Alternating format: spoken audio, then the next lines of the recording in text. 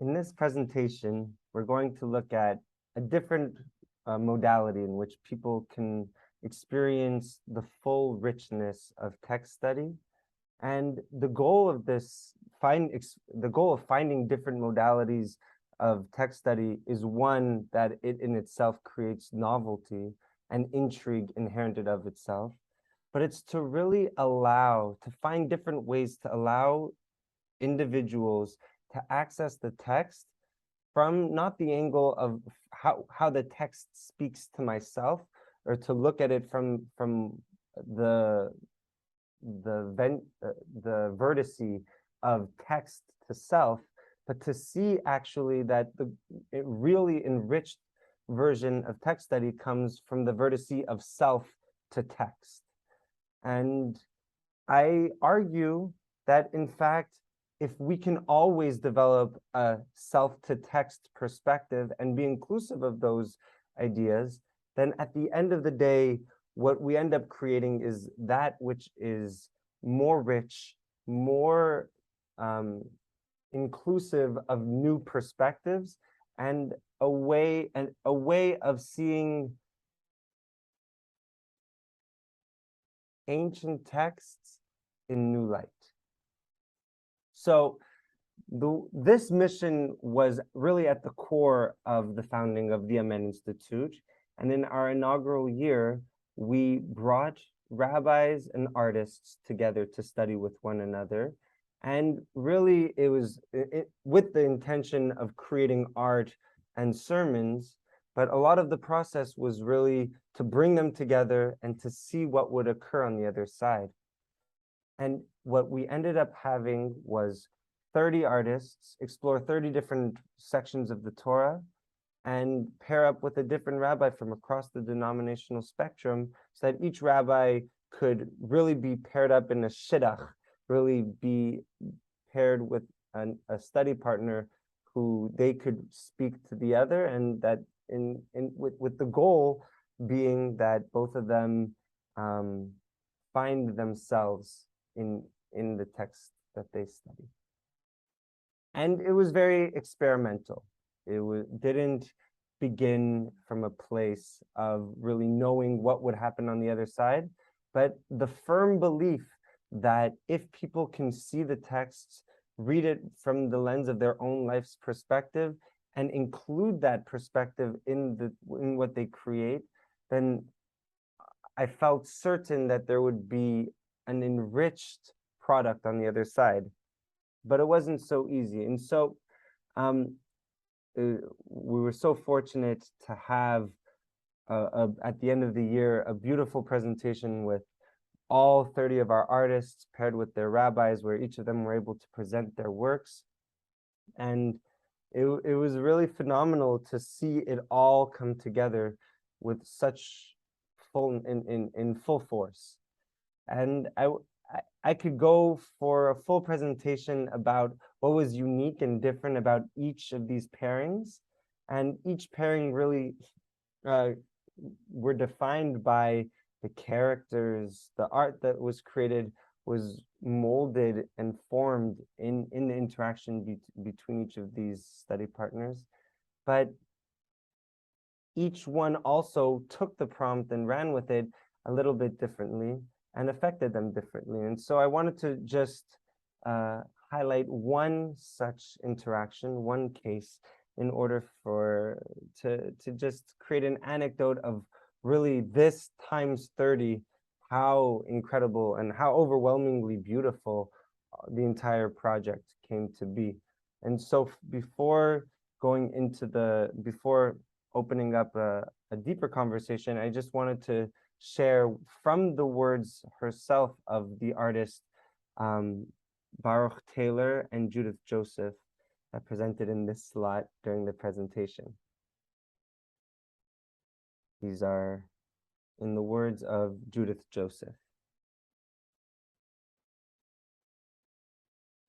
Parshat Mitzorah deals with how to purify a person who has a skin disease like leprosy. You have to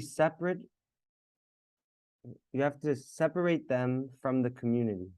They go through some restorative rituals in order to be cured and made kind of kosher to be included in the group again.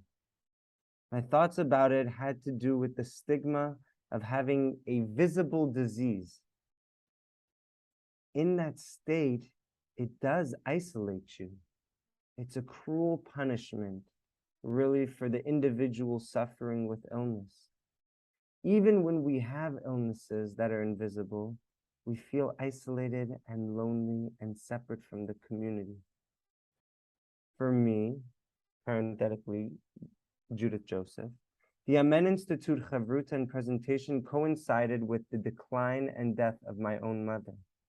Rather than withdraw from the residency, I decided to make a painting as an homage to my mother, who was deeply involved in and supportive of my art from earliest childhood on.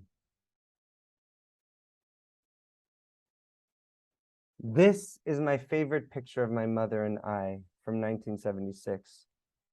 She was 50 and I 20.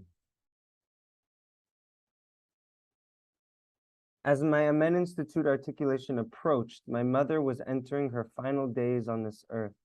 She passed away at the age of 93, just a week before I was scheduled to present. This is a photo of my parents from 2018 at an exhibit of my work. My mother was a creative needlewoman. She loved color. In fact, she loved life. She created exquisitely crafted quilts, knitted afghans and sweaters and needlepoints. She had a talent for interior design and created a beautiful home. More than anything, she loved her family, which was her greatest creation. So I decided to use vivid color. I included Proverbs 31, the famous phrases about a woman of valor. The woman of valor phrases describe a woman who makes beautiful things with her hands, is energetic and dynamic. I laid my dying mother's image on the cushion of these comforting words. Above her are the white feathers and droplets of purifying blood described in the Parsha, also the healing herbs. I drew her as she was.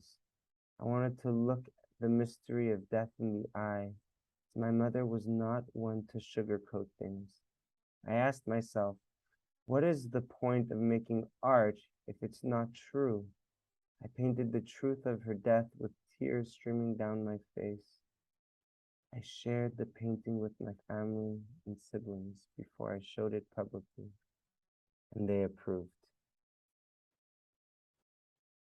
This was her experience.